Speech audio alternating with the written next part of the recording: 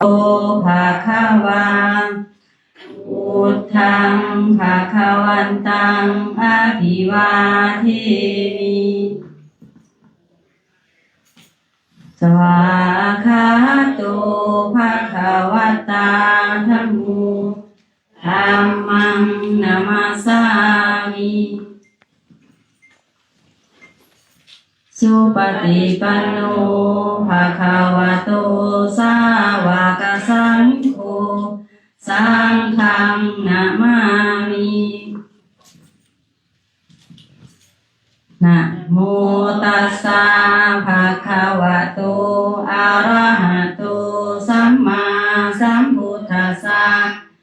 นะโมตัสสะภะคะวะโตอะระหะโตสัมมาสัมพุทธัสสะนะโมตัสสะภะคะวะโตอะระหะโตสัมมาสัมพุทธัสสะพุทธังสรณังคัจฉามิธัมมังสรณังคัจฉามิสังฆังสรณังคัจฉามิทุติยัมปิพุทธังสรณังคัจฉามิทุติยัมปิธัมมังสรณังคัจฉามิทุติยัมปิสังฆังสรณังคัจฉามิตาติยัมปิพุทธังสรณังคัจฉามิตาติยัมปิธัมมังสรณังคัจฉามิตาติยัมปิสังฆังสรณังคัจฉามิต่อไปกับสัมปทานศีลห้านะเนาะปานาธิปาตาเวรมณีสิกขาปะทังสมาธิยามิอาทินนาทนาเวรมณีสิกขาปะทังสมาธิยามิกามเมสุมิสาจาราเวรมณีสิกขาปะทังสมาธิยามิมุสาวาทาเวรมณีสิกขาปะทังสมาธิยามิสุราเมรยมัสสะปมาทัฏฐานาเวรมณีสิกขาปะทังสมาธิยามิอิมานิปัญจสิกขาปทานิสมาธินิตวาสาธุกังกัตตวาสีเลนะสุขติยันติ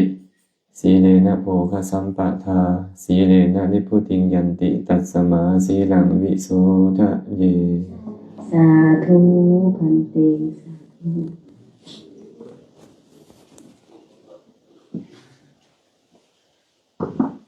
โดยต่อไปก็ขออาราธนานิมนต์พระอาจารย์ให้ธรรมะ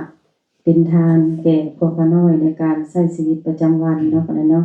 ให้ถูกต้องแล้วก็ขอให้พระอาจารย์เลือกแต่ความเมตตานะโดยสาธุ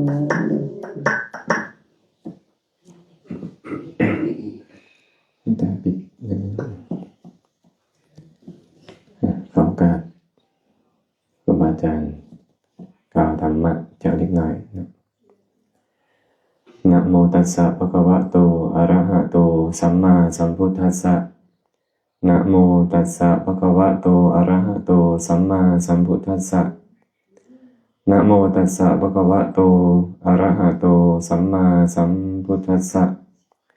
ขอนอบน้อมแด่องค์สมเด็จพระสัมมาสัมพุทธเจ้าผู้ตรัสรู้ชอบได้โดยพระองค์เองพระองค์นั้น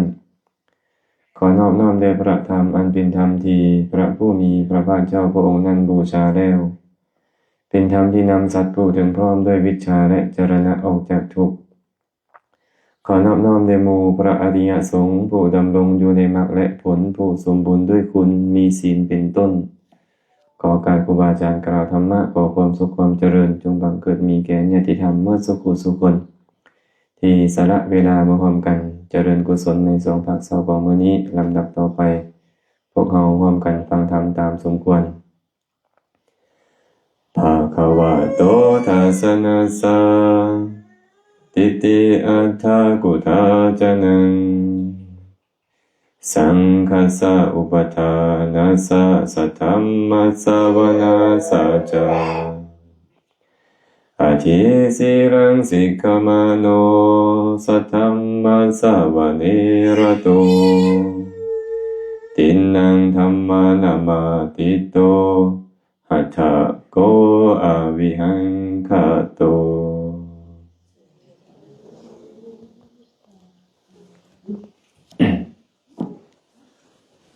พระสูตรนี้คาถานี้มีปรากฏอยู่ในคัมภีร์อังคุตตรนิกายติกานิบาตก่อนอื่นก่อนจะได้อธิบายขยายความของพุทธพจน์ขออนุโมทนาบุญนำญาติธรรมหมดสุขสุขคนโดยเฉพาะแล้วก็ขอพรเมตตาพรเลยลูกเต้าพ่อแม่เป็นเจ้าบ่าวเจ้าศรัทธาให้ที่พักผ้าอาศัยแก่ครูบาอาจารย์คณะพระเจ้าประสงค์ในการได้ถวายอาหารวันข้าวอาตมาก็เห็นเพิ่นลงใน Facebook เพิ่นดูครูบาอาจารย์องค์ใดไกลมาแถวนี้บ่ได้เลยต้องได้เข้ามาใส่สวยสถานที่มารับทานมาแสดงธรรมก็น่าชื่นชมยินดีเนาะน่าชื่นชมยินดีเป็นเรื่องที่เฮ็ดได้ยากบุคคลใดเฮ็ดได้จึงเป็นบุคคลที่หาได้ยากก็น่าชื่นชมยินดีนำนะเพิ่นนึงกับอาจารย์องค์นั้นมาแต่นั้นเพิ่นนึงกับครูบาอาจารย์องค์นี้มาแต่นี้โอ้ยบ่ขาดบุญสถานที่นี้สมเพิ่นว่าสถานที่เป็นทิพย์เนาะ บ่ขาดบุญบ่ขาดกุศลอานิสงส์ของความเป็นผู้มีศรัทธาพระพุทธเจ้าแสดงไว้แล้วพระองค์บอกว่าความเป็นผู้มีศรัทธามีอานิสงส์อยู่5ประการ5ประการมีหยังใดภิกขุทั้งหลายพระอรหันต์ทั้งหลายเวลาจะอนุเคราะห์ยอมอนุเคราะห์ผู้มีศรัทธาก่อนบ่อนุเคราะห์คนที่บ่มีศรัทธาก่อนเวลาจะเข้าไปหายอมเข้าไปหาผู้มีศรัทธาก่อนบ่เข้าไปหาผู้บ่มีศรัทธาก่อนเวลาจะต้อนรับหรือรับของ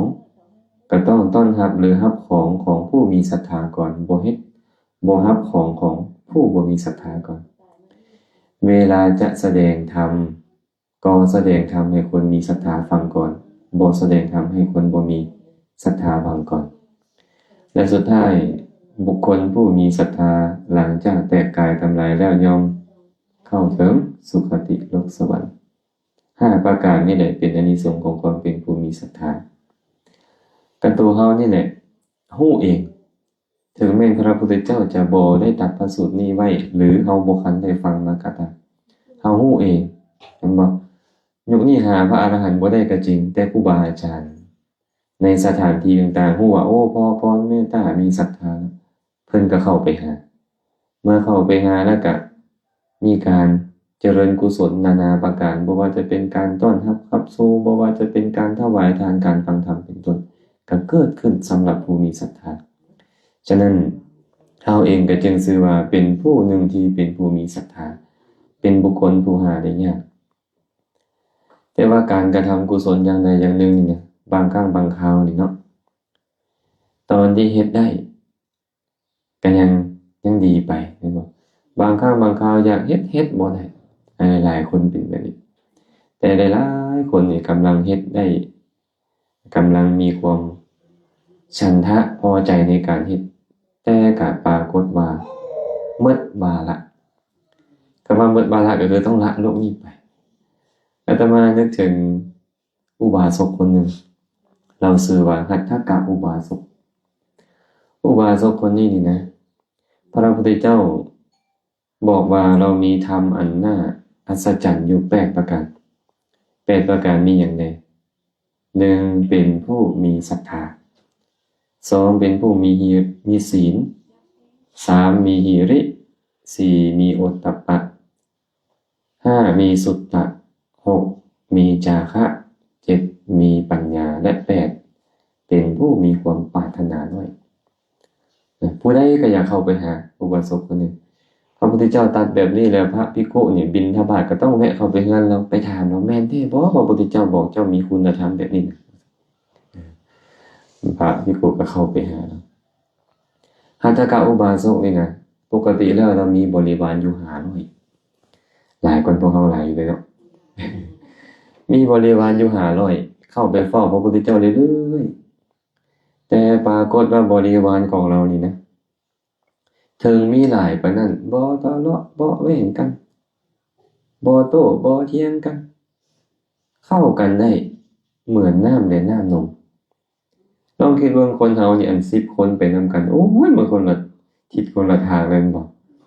ความคิดคนละอันน่ะชอบแต่สิผิดกันอย่าเว้าแต่10นะ2คนก็ยังยุ่งอยู่นี่บ่แต่เพิ่นน่ะบริวาร500เว้าอันใดไปนำกันหมดเฮ็ดอันใดเฮ็ดนำกันหมดมันต้องมีคุณธรรมอย่างใดอย่างหนึ่งแม่นบ่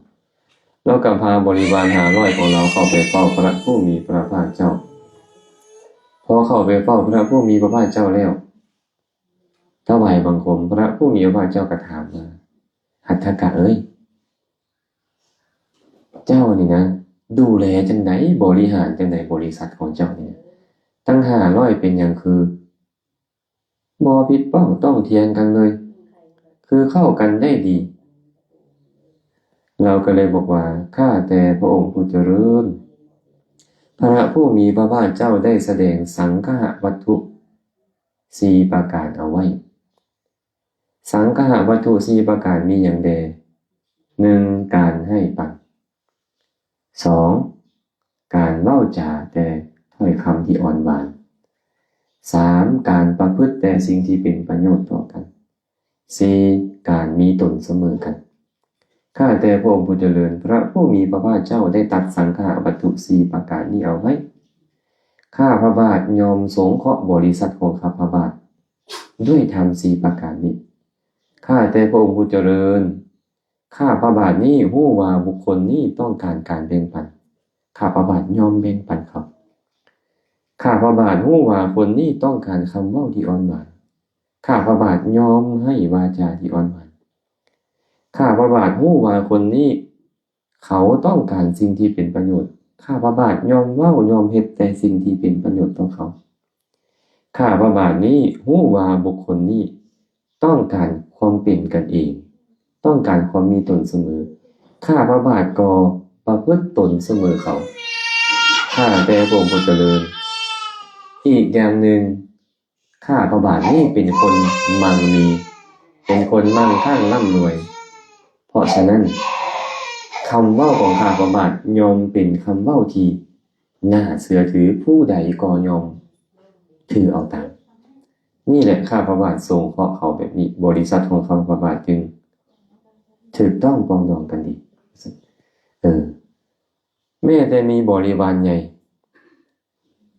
กะเข้ากันได้ถูกต้องกันได้อนุเคราะห์กันได้เป็นไปด้วยดีพวกเขาน่าจะเอาวิธีของเพิ่นเนาะเอาวิธีของเพิ่นมาใส่ได้พระพุทธเจ้าแสดงไว้สังฆะวัตถุนี่หมายถึงธรรมที่จะส่งของโลกให้โลกอยู่นำกันอย่างร่มเย็นเป็นสุขบ่ให้มีการทะเลาะเบาะแว้งบ่ให้มีการฆ่าฟันรันแทงลักเล็กขโมยน้อยฉ้อโกงจะบ่มีเลยคันมี4ประการนี้คันเฮาเริ่มจากครอบครัวเฮาเริ่มจากหมู่คณะเฮาเริ่มจากหมู่บ้านจากเมืองไปเรื่อยคันมีธรรม4อย่างนี้อยู่เย็นเป็นสุขแน่นอนมีหัตถกะอุบาสกเอามาเฮ็ดแล้ว4ประการนี้บริวาร500เข้ากันได้เบิดเนาะผู้นี้ต้องการการแบ่งปันเราให้และทุกคนเห็นเราเฮ็ดก็เฮ็ดตามบุคคลบางคนบ่ต้องการการแบ่งปันหรอกต้องการคำเว้าที่อ่อนหวานเราก็ให้คำเว้าที่อ่อนหวานบริวารเห็นก็เฮ็ดตามบ่ได้ถ้อยคำที่อ่อนหวานต่อกันเห็นบ่บุคคลบางคนบ่ต้องการคำเว้าอ่อนหวานต้องการคำเว้าที่เป็นประโยชน์ต้องการการกระทำที่เป็นประโยชน์บางเทื่อมันบ่หวานเด้ครูบาอาจารย์คือกันได้เวลาเว้าบางเทื่อบ่ได้หวานเลยอย่างเดียวแต่เป็นประโยชน์อย่างยิ่งอาจารย์นี่ก่อนเฮานี่เป็นบ่บางเทื่อเพิ่นบ่ได้เว้าหวานเด้เพิ่นถากเอาแต่เป็นสิ่งที่เป็นประโยชน์เพิ่นก็ให้สิ่งที่เป็นประโยชน์บางเทื่อโอ้ยเจ้านี่เนาะกำลังประพฤติสิ่งที่บ่ดีเด้ประมาทพลาดพลั้งประมาทพลั้งเพ้ออยู่เด้อันใดพอช่วยเจ้าได้เราก็ช่วยเฮ็ดในสิ่งที่เป็นประโยชน์บริวารเห็นก็เฮ็ดตาม แต่บางคนเขาบ่ต้องการสิ่งที่เป็นประโยชน์บ่ต้องการการแบ่งปันบ่ต้องการคำเว้าที่ดีดอกแต่อย่าขี้คุยหลายอย่าขี้โองขี้คุยหลายบางคนเป็นแบบนี้เด้เนาะตอนยังเล็กยังน้อยยังเป็นหมู่เป็นพวกยังบ่ได้ดีมีสุขยังบ่เป็นผู้ห่างต่างมีเข้ากันได้ดีกินข้าวนำกันกินปลานำกันนั่งนำกันนอนนำกันเล่นนำกันได้พอมีเงินมีทองมีหน้ามีตาขึ้นมานี่ลืมหมดก็บ่น่าฮักบ่น่าพอใจแม่นบ่เอิ้นว่าขี้โองขี้คุยเนาะภาษาบ้านเฮาเอิ้นว่างัวลืมตีนเขามักเว้าบางคนเขาบ่ต้องการแบบนั้นเด้เจ้ารวยแล้วเจ้ามีหน้ามีตาเป็นต้นก็ตามมาพ้อกันนี่น่ะหมู่พวกกันทักทายกันได้กินข้าวหอมปลากินปลาหอมเผยนำกันได้บางคนต้องการแบบนี้เนาะฉะนั้นทำ4ข้อนี่เป็นเฮ็ดให้ฮักแพงกันคันคนฮักแพงกันบ่ทะเลาะบ่แว้งกันบ่ลักขโมยบ่ฉ้อบ่โกงบ่เบียดบ่เบียนกันแน่นอนแม่นบ่เราก็เลยบอกว่าพระพุทธเจ้าแสดงธรรม4ข้อนี้เขาน้อยเลยเอามาประพฤติตามเขาน้อยเมื่อเขาน้อยประพฤติตามแล้วบริวารของเขาน้อย500เข้ากันได้ดีบ่ทะเลาะบ่แว้งบ่โต้บ่เถียงกันและอีกอย่างหนึ่งมันพิเศษเราบอกว่าเขาน้อยเป็นคนหังมีวาจาของเขาน้อยผู้ใดก็น้อมในการที่จะฟังและเฮ็ดตามนำไอ้4ข้อมันดีอยู่แล้วแต่ว่าตัวเองบุญดีหรือบิตัวเองเป็นคนหังมีเอาคนทุกข์กับคนรวยเว้านี่มันต่างกันอยู่เด้เนาะคันคนบ่ค่อยมีอิหยังได้ไปเว้านี่เว้าดีอยู่เด้วาจาเป็นหลักเป็นฐานแต่หมู่ก็ฟังซ้ำหนึ่งคันมีเงินมีทองมีอิหยังขึ้นมาระดับหนึ่งคำเว้านั่นก็เหมือนกับเป็นคำเว้าที่น่าเชื่อถือน่าฟังตามขึ้นอีกตึงแม่นบ่เราก็เลยกล่าวแบบนี้ต่อหน้าพระพุทธเจ้าแต่ว่าถึงแม้เราจะดีปานใดก็ตามพญามัจจุราชก็บ่เคยละเว้นเราคือกันแม่นบ่สุดท้ายเราตายเนาะตายแล้วก็ไปเกิดในสวรรค์ชั้นอวิหาหมายถึงไปเกิดในชั้นสุทธาวาสชั้นสุทธาวาสนี่มีอยู่5ชั้นอวิหาอตัปปาสุทัสสาสุทัสสีและอากนิธาเป็นสวรรค์ชั้นพรหมชีพรหมผู้ได้อนาคามีเท่านั้นจะไปเกิดในชั้นนั้นเคยมีโยมมาถามอาตมาอาจารย์ข้าน้อยเคยเข้าใจว่าพระอนาคามีนี่นะไปเกิดในชั้นสุทธาวาสเท่านั้นแม่นบ่คะน่ะก็เลยตอบว่าบ่แม่นชั้นสุทธาวาสมีแต่พระอนาคามีไปเกิดจริงแต่ว่าพระอนาคามีบ่แม่นว่าจะต้องไปเกิดในชั้นสุทธาวาสการเจริญฌานได้เป็นเหตุให้ไปเกิดในชั้นพรหมแต่ฌานนี่มันมีอยู่8ขั้นเพิ่นเอิ้นว่าสมาบัติ8ขั้นมีหยังได้ล่ะปฐมฌานทุติยฌานตติยฌานจตุตฌานอากาสานัญจายตนะฌานวิญญาณัญจายตนะฌานอากิญจัญญายตนะฌานและเนวสัญญานาสัญญายตนะฌานบุคคลใดเจริญฌานได้ปฐมฌานก็ต้องไปเกิดในปฐมฌานภูมิเจริญฌานได้ทุติยฌานก็ต้องไปเกิดในทุติยฌานภูมิเจริญฌานได้ตติยฌานก็จะไปเกิดในตติยฌานภูมิเจริญฌานได้จตุตฌานก็จะไปเกิดในจตุตฌานภูมิและเจริญได้อรูปฌานชั้นอากาสาวิญญาณัญจาอากิญจัญญาเนวสัญญาก็จะไปเกิดในชั้นนั้นๆเขาจะเป็นปุถุชนก็ตามเป็นพระอริยเจ้าชั้นใดชั้นหนึ่งก็ตามเป็นพระอนาคามีก็ตามจะไปด้วยกำลังของฌานเนาะแต่พิเศษคือพระอนาคามีหากได้จตุตถฌานจะไปเกิดในสุทธาวาสภูมิเนาะจะไปเกิดในสุทธาวาสภูมิแต่หากได้ปฐมฌานก็จะบ่ไปสุทธาวาสได้ทุติยฌานตติยฌานก็บ่ไปสุทธาวาสได้จะไปตามกำลังของฌานสมมุติว่าพระอนาคามีเจริญฌานได้ปฐมฌานก็จะไปเกิดในพรหมปริสัชชาพรหมปโรหิตาและมหาพรหมาจะเป็นอนาคามีสกทาคามีโสดาบันหรือปุถุชนก็ตามได้ปฐมฌานก็จะได้ไปแค่ปฐมฌานภูมิได้ทุติยฌานกลับไปเกิดในปริตตาภาอัปปมานาภาอาภัสสราภูมิได้ตติยฌานก็จะไปเกิดใน ริตตสุภาอัปปมาณสุภาและสุภากินหาแต่หากได้จตุตฌานภูมิจะต่างกันขันธ์พระโสดาบันพระสกทาคามีหรือปุถุชนได้จตุตฌานจะไปเกิดในสั้นเวหัพพลาแต่อนาคามีมันอนาคามีได้จตุตฌานจะไปเกิดในอวิหาเดอัตตปาเดสุทัสสาเดสุทัสสีเดอากานิธาเดต่างกันอยู่วันนี้ส่วนอรูปฌานคืออากาสานัญจาวิญญาณัญจาอากิญจัญญาเนวสัญญานาสัญญาจะปุถุชนก็ตามพระอนาคามีพระโสดาบันพระสกทาคามีได้ฌานนั้นก็ต้องไปเกิดในชั้นนั้นต่างกันแต่จตุตฌานเท่านั้นเองฉะนั้นหัตถกะอุบาสกนี่นะเราเจริญฌานได้จตุตฌานหลังจากตายแล้วเราก็เลยไปเกิดในชั้นสุทธาวาสชั้นอวิหาเป็นชั้นแรกเนาะหลังจากที่เราตายแล้วไปเกิดในชั้นสุทธาวาสนั่นแหละเราก็ยังมาเฝ้าพระพุทธเจ้าอยู่เรื่อยๆคือเก่ามื้อหนึ่งเราก็เลยลงมาเฝ้าพระผู้มีพระภาคเจ้าแต่ด้วยความที่ห่างกายของพวกเทวดาสั้นกามกตังสั้นพรหมกตังนี่นะหูบเขาละเอียดเราก็มายืนลงแผ่นดินกันย่วยลงมันยืนอยู่บ่ได้เหมือนกับเอาน้ำมันนี่ไปเทลงในขี้ดินทรายมันก็ซึมลงนะแล้วก็พยายามมายืนอยู่แล้วก็ย่วยลงพยายามมายืนอยู่ก็ย่วยลงพระผู้มีพระภาคเจ้าก็เลยตรัสกับเราว่าหัตถกะเอ้ยเจ้าจงเนรมิตทางกายเจ้าให้หยาบเด้อแล้วก็เนรมิตทางกายเราให้หยาบก็มายืนอยู่ต่อหน้าพระพุทธเจ้าเมื่อยืนอยู่ต่อหน้าพระผู้มีพระภาคเจ้าแล้วพระผู้มีพระภาคเจ้าก็เลยถามเราว่าหัตถกะทำเราใดเราหนึ่งก็ตามที่เจ้าเคยประพฤติปฏิบัติมาเมื่อครั้งที่เจ้าเป็นมนุษย์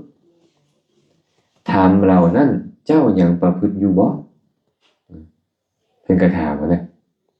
ทำเราใดเราที่เราเคยประพฤติในอดีตเรามักสาธยายธรรมมักแสดงธรรมตรงเนี้ยคันพระเข้าไปหาเรานี่นะเราก็จะทำให้พระฟังคันพระบ่แสดงให้เราฟังเด้เราก็จะแสดงให้พระฟังคือมีการสนทนาธรรมมีการฟังธรรมมีการสาธยายธรรมอยู่เรื่อยๆและเรารักษาศีล10พร้อมบ่แม่นแต่ศีล5ศีล8ธรรมดาเรารักษาศีล10เงินก็บ่รับพระอนาคามีก็บ่รับเงินเลยเนาะและบ่มีการพัวพันในกามแน่นอนเพราะละกามมาราคะนี่เด็ดขาดเนี่ยบ่นั่งนอนที่นั่งที่นอนสูงใหญ่บ่ทรงมาราคัดดอกไม้ทาเครื่องรูปไล้ของหอมโดยประการทั้งปวงเราถือศีล10นะพระพุทธเจ้าก็ได้ถามมาธรรมที่เจ้าเคยประพฤติมาในอดีตนะคือการสมาทานศีล10การสนทนาธรรมการแสดงธรรมสาธยายธรรมยังเฮ็ดอยู่บ่เราก็เลยกราบทูลพระพุทธเจ้าว่าข้าแต่พระองค์ผู้เจริญธรรมเราใดเราหนึ่งก็ตามที่ข้าน้อยเคยประพฤติมาในอดีตข้าน้อยยังประพฤติอยู่เลยตอนเป็นมนุษย์ประพฤติแนวใดตอนไปพรหมโลกก็ยังประพฤติอยู่แบบนั้นแหละข้าแต่พระองค์ผู้เจริญและประพฤติดียิ่งกว่าเก่าอีกบ่แม่นซ้ำเก่าอันใดขนาดตอนเป็นมนุษย์นี่แสดงธรรมให้ตั้งแต่อุบาสกบริวารฟังสนทนากับพระสงฆ์องค์เจ้าเด้แต่ตอนนี้โอ้ยเทวดาก็มารุมฟังธรรมระว่านะข้าแต่พระองค์ผู้เจริญพระผู้มีพระภาคเจ้าในปัจจุบันนี้ยอมเกลื่อนกลคือมีชนทั้งหลายเข้ามาหาบ่ว่าจะเป็นภิกขุภิกขุณีอุบาสกอุบาสิกาบ่ว่าจะเป็นกษัตริย์เสนาอามาตย์ของกษัตริย์บ่ว่าจะเป็นพวกเดรัจฉีหรือสาวกของเดรัจฉีก็ตามยอมพากันเข้ามาหาพระพุทธเจ้าอยู่เนืองๆบ่ขาดสายสันใดแม่ข้าพระบาทเองก็ตามเทวดาทั้งหลายยอมลังไหลกันเข้ามาหาข้าน้อยลังไหลพากันเข้ามาหาข้าพระบาทด้วยประสงค์ว่าจะไปฟังธรรมจากสำนักของหัตถกะเทพบุตรนี้การสั่นบ่แม่นตั้งแต่ว่าพวกเราฟังธรรมได้แม่นได้เทวโลกก็มีการฟังธรรมหากมีบัณฑิตผู้กล่าวธรรมพรหมโลกก็มีการฟังธรรมหากมีบัณฑิตผู้ กล่าวทันเห็นวันนี้เราบอกเลยว่าเทวดาหลั่งไหลมาจากทั่วสารทิศเพื่ออยากเข้าไปหาเราเพื่อไปฟังธรรมคนเข้าใจธรรมะคนหู้ธรรมะเนี่ยมันดีแล้วนี่นะมันดีนะนี่การที่พวกเขากันต้องสั่งสมไปแบบนี้เนาะสั่งสมสุตตะได้ฟังแล้วก็เว้าต่อแนะนำต่อเรื่อยๆแบบนี้เรากราบทูลต่อพระผู้มีพระภาคเจ้าว่าข้าแต่พระองค์ผู้เจริญทำ3ประการนี้ข้าพระบาทยังบ่เฮ็ดให้อิ่มให้เต็มเลยต้องตายเสียก่อน3ประการนี้อย่างใดข้าพระบาทยังบ่อิ่มด้วยการเห็นพระผู้มีพระภาคเจ้าเลยยังบ่อิ่มด้วยการฟังธรรมยังบ่อิ่มด้วยการอุปถากพระสงฆ์เลยขน้อยแต่ต้องตายเสียก่อนแล้วเราว่าเรายังบ่อิ่มบ่เปิดบ่นายเลยในการเห็นพระพุทธเจ้าด้วยตาของเรานี่นะบ่แม่นด้วยปัญญาเด้ไอ้ด้วยปัญญาความเป็นพุทธะมันเกิดขึ้นในใจเราแล้วเราเห็นธรรมแล้วชื่อว่าเห็นพระพุทธเจ้าอยู่เนืองๆบ่แม่นไปเห็นตัวพระพุทธเจ้าเด้เห็นปัญญาเครื่องตรัสรู้แล้วอันนั้นน่ะต่างหากแต่เราบ่อิ่มด้วยการเห็นพระผู้มีพระภาคเจ้าด้วยตานี้อย่าเข้าไปเฝ้าพระพุทธเจ้าอยู่เนืองๆหลายๆคนบ่เป็นนั้นเนาะโอ้ยข่อยฮู้ธรรมนะบ่ต้องมีก็ได้พระพุทธเจ้า บ่ต้องฟังก็ได้พระธรรมบ่ต้องอุปถากก็ได้พระสงฆ์มันคนละเรื่องกับผู้ฮู้ธรรมแท้เลยนี่พวกเราเห็นบ่นี่เราเลยบอกว่าบ่อิ่มด้วยการเห็นพระพุทธเจ้า2บ่อิ่มด้วยการฟังธรรมพวกเรานี่อิ่มมื้อเท่าเนาะพอแล้วบ่เมื่อยแล้วเด้นี่นะแต่เพิ่นบ่เป็นจังซั่นเด้บ่อิ่มว่าซั่นบ่อิ่มจักเทื่อการฟังธรรมนี่นะคันซั่นบัณฑิตนักปราชญ์เขาเจ้านี่เพิ่นเลยบอกว่าบัณฑิตบ่อิ่มด้วยการฟังธรรมผู้ฟังจะเป็นไผก็ตามจะเป็นพระพุทธเจ้าก็ตามจะเป็นพระอรหันต์ทั้งหลายก็ตามเป็นอุบาสกอุบาสิกาก็ตามโดยที่สุดแม้แต่กลุ่มมารกลุ่มมาริกาเด็กน้อยก็ตามที่มากล่าวสัจธรรมบัณฑิตบ่คืออิ่มด้วยการฟังคือยังหูลงฟังด้วยความเคารพเราก็เลยบอกว่าเขาน้อยบ่อิ่มอนาคามีนี่บ่อิ่มด้วยการฟังธรรมตายเสียก่อนว่าซั่นอีกอย่างหนึ่งข้าพระบาทนี่บ่อิ่มด้วยการอุปถากพระสงฆ์ยังยินดีในการอุปถากพระสงฆ์อยู่เรื่อยๆอยู่เนืองๆว่าซั่นบ่อิ่มพระสงฆ์เข้ามาหาตอนใดก็ตามบ่อิ่มจักเทื่อบ่เปิดบ่นายจักเทื่อในการจะอุปถากดูแลเพิ่นอีกอย่างหนึ่งการเข้าไปหาเพิ่นเพื่ออุปถากดูแลเพิ่นก็เช่นกันบ่อิ่มแต่ว่าตายเสียก่อนนึกถึงพรกับเมตตานี่เนาะครูบาอาจารย์โอ้ยมาอยู่เนืองๆก็มาใส่สอยสถานที่มารับทานมากราบธรรมเพราะเราก็คือว่าบ่อิ่มเนาะยังมีความต้องการอยู่เรื่อยๆบางทีมันต้องตั้งความปรารถนาในใจเด้ว่าสิทานผู้มีศีลมีกัลยาณธรรมที่ยังบ่มาขอจงมาสู่ตระกูลของข้าน้อยที่มาแล้วขอจงอยู่เป็นสุขเถิดต้องตั้งความปรารถนานี้อยู่เนืองๆเลยและทานผู้มีศีลมีกัลยาณธรรมทั้งหลายก็จะน้อมใจเข้าไปหาเขาก็จะได้เจริญกุศลอยู่เนืองๆพระพุทธเจ้าสอนเจ้าวัชชีทั้งหลายหากเจ้าวัชชีทั้งหลายนี่นะยังตั้งธรรมข้อนี้ไว้ว่าพระอรหันต์ทั้งหลายที่ยังบ่มาขอจงมาที่มาแล้วขอจงอยู่เป็นสุขเถิดหากเจ้าวัชชีทั้งหลายยังตั้งความคุ้มครองป้องกันดูแลด้วยคิดแบบนี้อยู่นี่นะเจริญโดยส่วนเดียวบ่มีความเสื่อมเลยเอาแล้วพวกเขาอาจจะบ่ได้ดอกพระอรหันต์นั้นหายากที่เอามาจะใส่เลยนี่นะแต่ขอให้ท่านผู้มีศีลทั้งหลายสมณพราหมณ์ทั้งหลายที่ยังบ่มาขอจงมาแล้วจงอยู่เป็นสุขคอยจะคุ้มครองป้องกันดูแลเพื่อนให้ได้รับความผาสุกให้เราใส่ใจแบบนี้เนี่ยเพื่อนก็จะลั่นไหลเข้ามาหาเราอยู่เลยเนาะนี่แหละนี่ในพระสูตรนี้เราเว้าไว้แบบนี้เลยบ่อิ่มด้วยทำ3อย่างต้องตายก่อนแล้วก็เลยมีคาถาปรากฏอยู่บอกเมื่อกี้นี่แหละว่าภควโตแปลว่าพระผู้มีพระเจ้านี่นะทัสสนัสสะติติอัฏฐากุทาจนังสังคัสสะอุปทานัสสะสัทธัมมัต สวนัสสัจจะอธิศีลังสิกขมาโนสัทธรรมมัสสะวะเนระโตตีนนังธรรมานะมะติโตหัตถโกอวิหังคโตหัตถกะอุบาสกบ่อิ่มด้วยการเข้าเฝ้าพระพุทธเจ้าด้วยการเห็นว่าการเข้าเฝ้าบ่อิ่มด้วยการฟังธรรม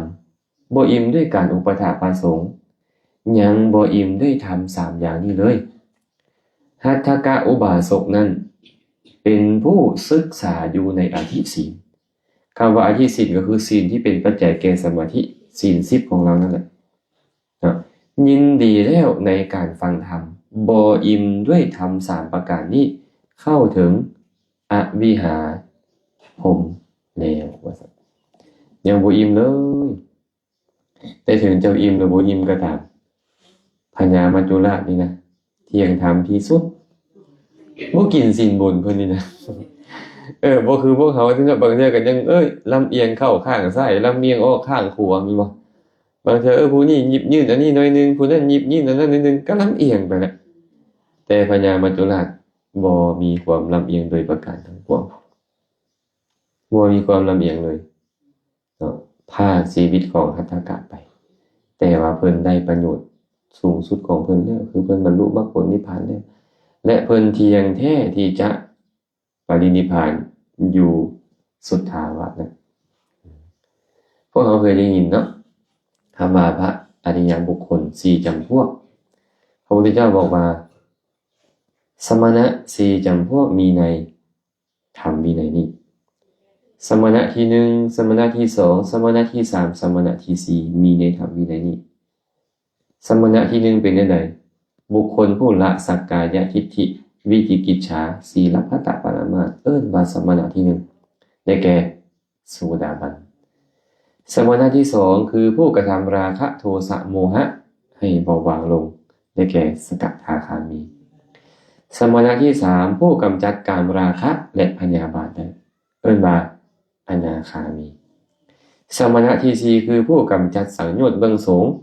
สังโยชน์เบื้องสูงคือพวกราคะอโภคราคะมานะอุทธัจจะและอวิชชา5อย่างนี้เสียได้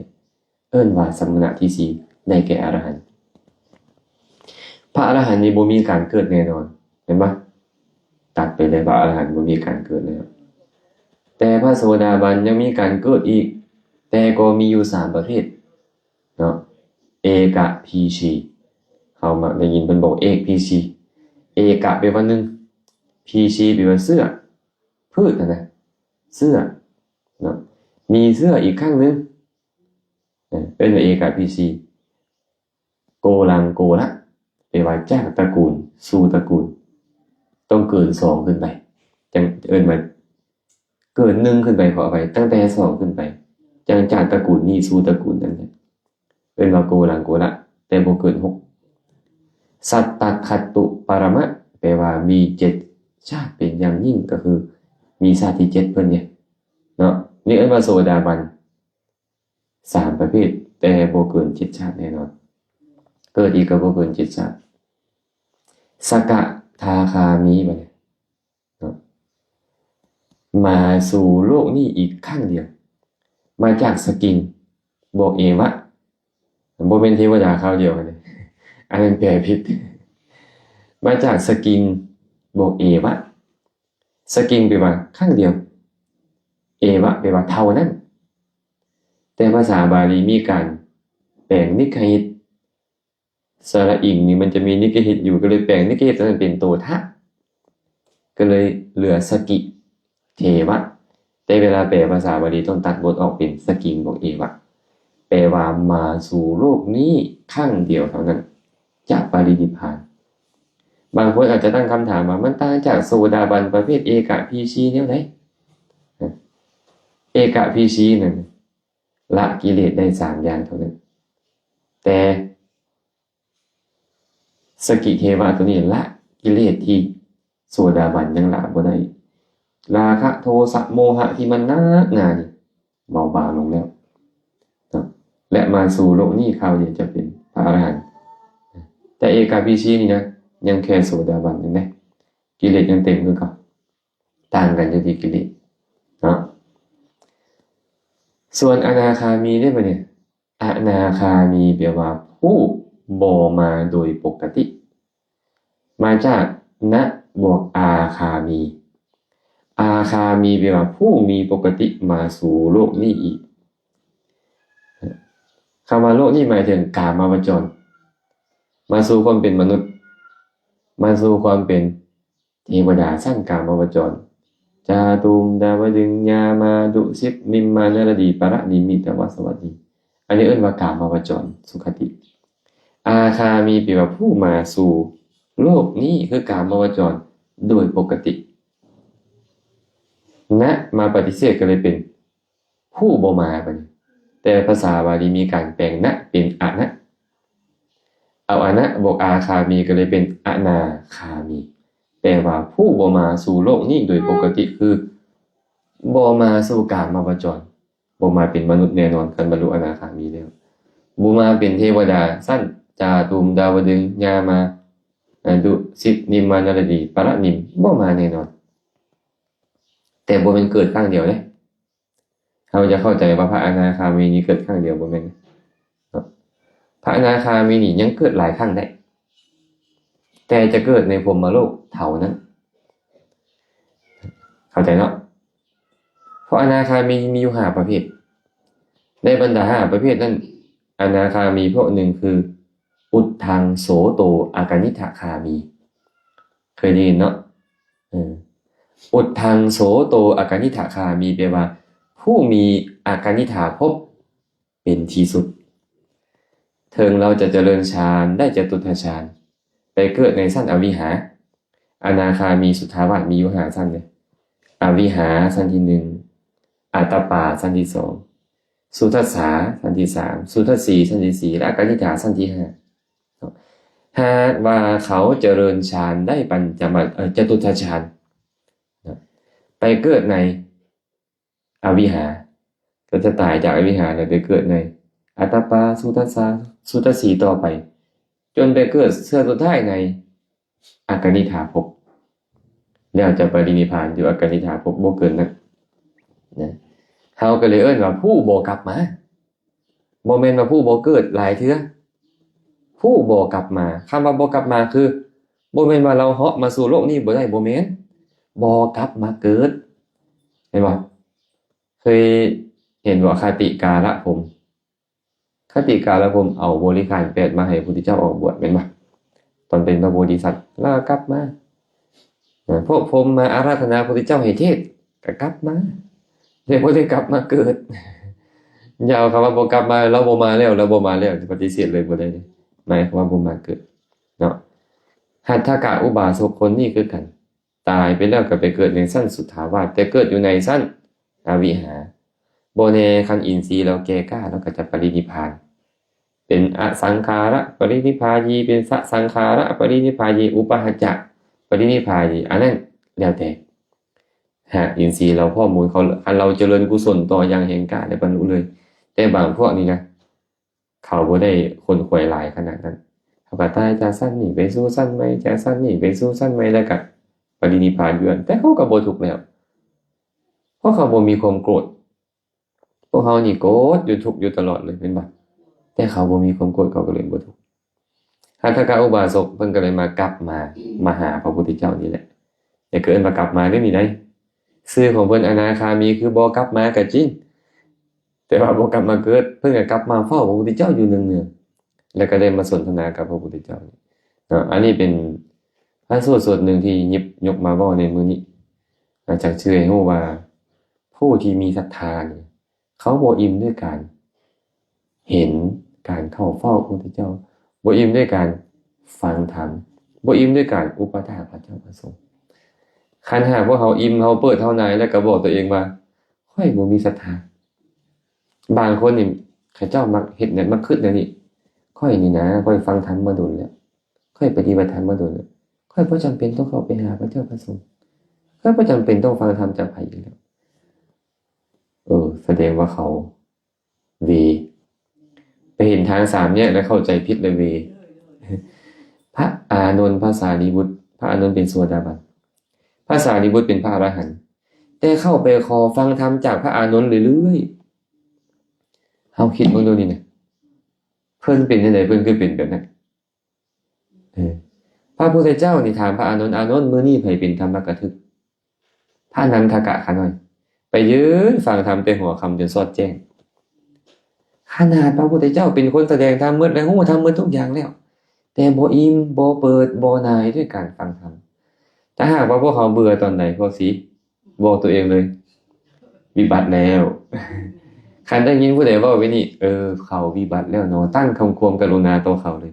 โอ้ยเจ้าคิดผิดแล้วเนาะเจ้าคิดต่างจากพระพุทธเจ้าเนาะเจ้าคิดต่างจากพระอริยสาวกเนาะเจ้าคิดต่างจากผู้มีศรัทธาเนาะให้บอกกันซั่นคันเฮาเป็นไปได้ก็ต้องบอกตัวเองคือกันว่าเจ้าออกนอกทางเลยเด้อออกนอกแนวบัณฑิตแล้วได้นี่ได้พระพุทธเจ้าพระอริยสาวกคนมีศรัทธาบัณฑิตทั้งหลายเพิ่นบ่คิดแบบเจ้านี่ต้องเตือนตัวเองทันทีเนาะอะไรตอนเช้านี้ก็เท่านี้ก่อนบ่ย่านพวกมีออกหิวเนาะย่านอาจารย์เวทหิว ก็คงจะพอสมควรก่อนก็ขออนุโมทนาบุญนำญาติธรรมดงเห็นญาติธรรมมาจากเสวงไฟตรงนี้เนาะมาจากสาราแดงว่ะจากทุกบอนนะเมืองไซบุรีต่างๆไซโพธิ์ทองน้ำอีกครับก็แสดงมาหลายทิศเลยตัววันนี้เนาะก็ขออนุโมทนาบุญนำญาติธรรมทุกคนทุกท่านโดยอาศัยพอพรเมตตาเป็นหลักมื้อนี้ก็เป็นเหตุให้พวกเขาได้ความเจริญกุศลนำก็ขอให้บุญกุศลที่เกิดขึ้นในครั้งนี้จงเป็นปัจจัยอำนวยอวยชัยให้ทุกคนทุกท่านจงได้ประสบพบเจอแต่ความสุขปราศจากทุกทั้งปวงหากปรารถนาสิ่งหนึ่งประการใดอันเป็นไปในทางที่ชอบประกอบด้วยธรรมแล้วก็ขอให้ความปรารถนาของทุกคนทุกท่านจงสำเร็จโดยทั่วกันทุกท่านทุกคนเทอ